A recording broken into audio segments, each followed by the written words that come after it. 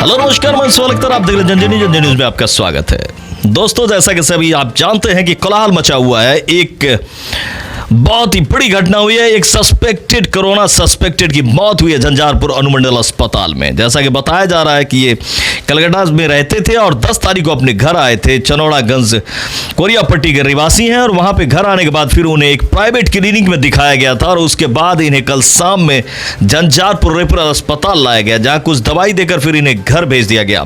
आज सुबह फिर से उसे बुलाया गया। जब स्थिति बिगड़ती गई तो परिजनों ने उसे फिर से अनुमंडल अस्पताल लाया, जहां पर उसकी इलाज में कोताही की गई, जैसा कि परिजन लगा रहे आरोप। उसके बाद उसकी मौत हो गई और जबकि डॉक्टर्स का कहना है कि उसे हमने थोड़ा देर ऑक्सीजन भी दिया और उसे डीएमसीएच रेफर कर दिया गया था, लेकिन चूंकि कोरोना के पूरे सस्पेक्टेड होने का पूरा अनुमान था और सारे सिम्टम्स थे, इसलिए उसके लिए स्पेशल एम्बुलेंस मधुबनी से मंगाया जा रहा था, रामपट्टी से। उसके बाद उसे भेजने का इंतजाम किया जा रहा था, लेकिन उससे पहले ही जो है मरीज ने दम तोड़ दिया।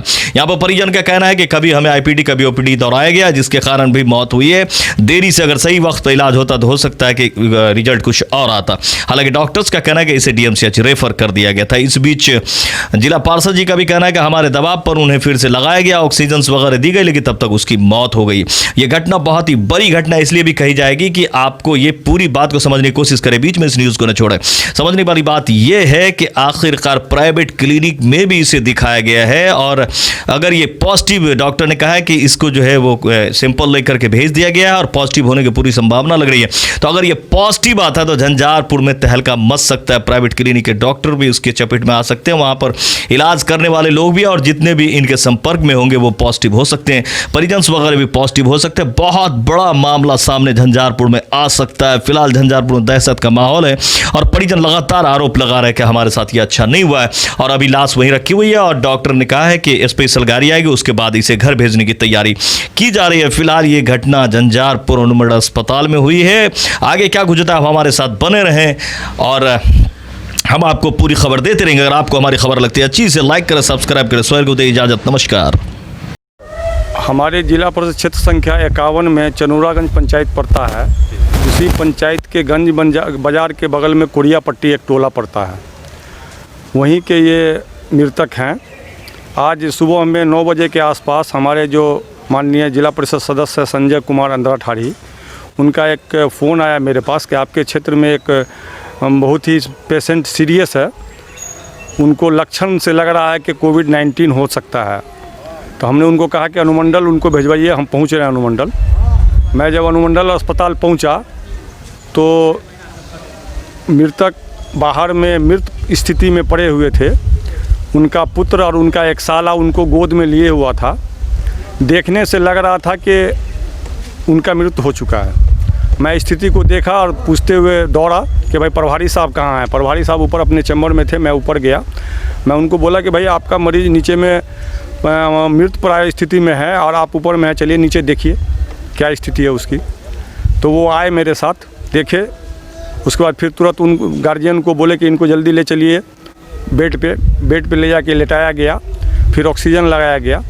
15 मिनट तक उन्होंने अपना जो काम था किया, लेकिन उससे पूर्व 2 घंटा से वो मरीज़ हॉस्पिटल में परिजनों के साथ थे। कोई देखभाल करने वाला नहीं था। मेरे आने के बाद उनको ले जाया गया बेड पे और ऑक्सीजन लगाया गया। क्या लगता है जो मौत के बाद ऑक्सीजन लगाया? जी, हमको तो ऐसा ही लगता है कि उनकी मृत्यु यहीं पर बाहर में ही हो चुकी थी और हमारे दबाव में कहिए या फिर हमारे आने के कारण कहिए उनको ले जाया गया बेड पे। हम जब पहुंचे तो उनके पास कोई भी हॉस्पिटल के स्टाफ देखभाल करने वाले नहीं। हम कल शाम में यहाँ पे आए थे तो इन्होंने हमको 1 घंटा के आसपास यहाँ पे रोका, ठीक है।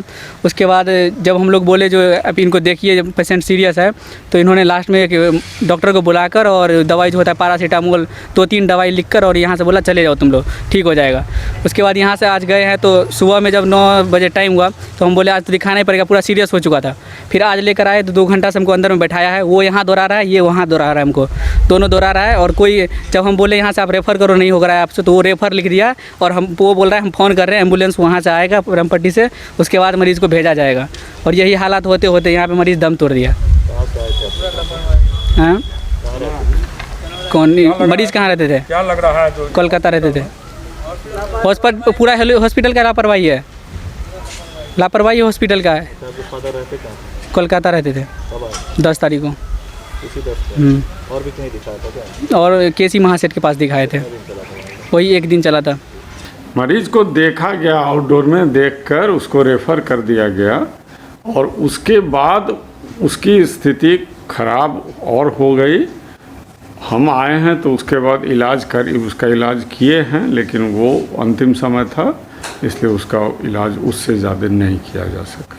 लेकिन कहा जाता है जो सर मौत के बाद ऑक्सीजन लगा। नहीं, ये तो जब आरोप कुछ भी कह सकते हैं, कहने के लिए कोई रोक थोड़े है, कुछ भी आप कह सकते हैं।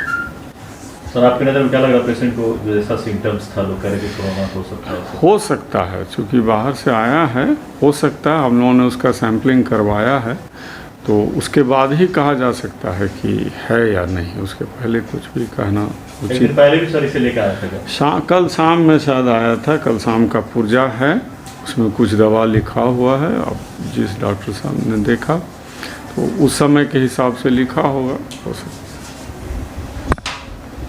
इसके साथ कैसे क्या किया जाएगा अभी? जो इसको हम लोग घर भिजवाने की व्यवस्था कर रहे हैं जी, और जो सैंपल लिया गया है उसके बाद